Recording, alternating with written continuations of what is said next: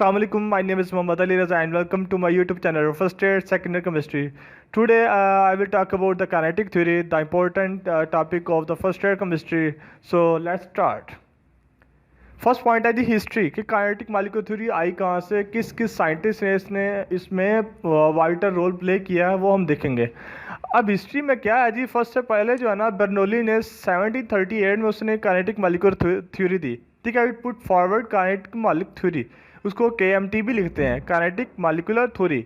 अब next point क्या है जी, नेक्स्ट है जी फिर आया क्लासियस। क्लासियस एक साइंटिस्ट है जिसने 1857 में इसको आगे लेके चलते हुए काइनेटिक इक्वेशन ड्राइव की इससे, और इससे लॉज डिड्यूस किए, लॉज निकाले।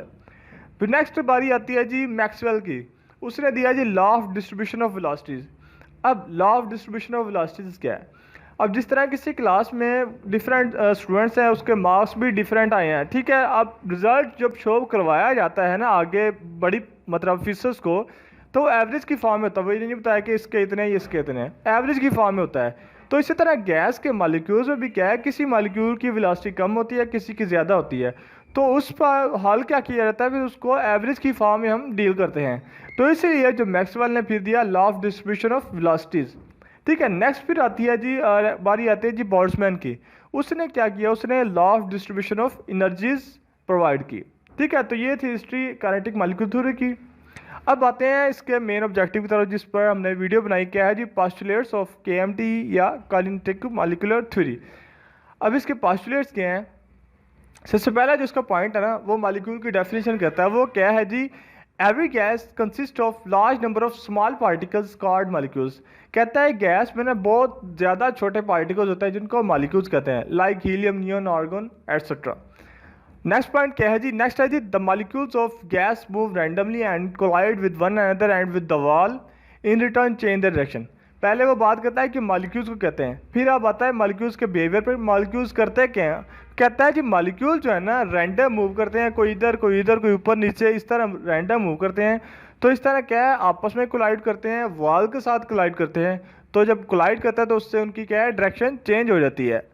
थर्ड पॉइंट क्या है जी, pressure exerted by gas is due to the collision of its molecules with the wall of container.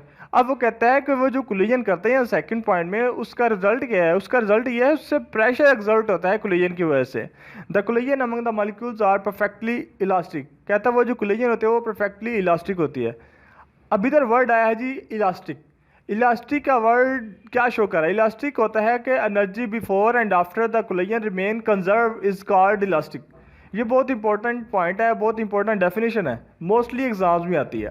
ठीक है, अब नेक्स्ट है जी the molecules of a gas are widely separated from one another and these are sufficient empty spaces among them. अब कहता है तो molecules जो है ना गैस के, वो आपस में बहुत ज़्यादा डिस्टेंस पर होते हैं, उनके दरमियान डिस्टेंस बहुत ज़्यादा होता है, जिसकी वजह से फोर्सेस ऑफ अट्रैक्शन जो उनकी बहुत कम होती हैं। ठीक है, और उनके दरमियान एम्प्टी स्पेस होती है आपस में। ठीक है, ये थे जी 4 पॉइंट्स, 4 पोस्टुलेट्स। अब इसके अलावा जो पॉइंट्स से पोस्टुलेट्स हैं वो हम देखते हैं। फिफ्थ जो है वो है जी molecules of a gas have no forces of attraction for each other. अब इसकी रीज़न मैंने पहले आपसे डिस्कस कर लिया, क्योंकि उनके मॉलिक्यूल्स के दरमियान एम्प्टी स्पेसेस बहुत ज़्यादा हैं, डिस्टेंस बहुत ज़्यादा है, जिसकी वजह से फोर्सेस ऑफ अट्रैक्शन वीक होती हैं। अगर मॉलिक्यूल जितने नज़दीक हों फोर्सेस ऑफ अट्रैक्शन उतनी ज़्यादा, अगर मॉलिक्यूल्स दूर हों तो फोर्सेस ऑफ अट्रैक्शन उतनी वीक। ठीक है, नेक्स्ट पॉइंट है जी actual volume of molecules of a gas is negligible as compare to the volume of gas. कहता है कि जो मॉलिक्यूल्स का जो वॉल्यूम है ना वो बहुत कम होता है as compared to the volume of gas. कहता है जो मॉलिक्यूल्स अब आप बहुत छोटे छोटे होते हैं, तो उनका अगर वॉल्यूम देखें और जो गैस का वॉल्यूम ओवरऑल उसको देखें, तो उसके मतलब सामने जो मॉलिक्यूल्स का वॉल्यूम है बहुत निग्लिजिबल है, उसको हम इग्नोर कर सकते हैं। ठीक है, अब नेक्स्ट है जी मोशन इम्पार्टेड टू मॉलिक्यूल्स। का मॉलिक्यूल्स को जो मोशन दी जाती है बाई ग्रेविटी, ग्रेविटी के जरिए is negligible as compared to the effect of continued collision between them.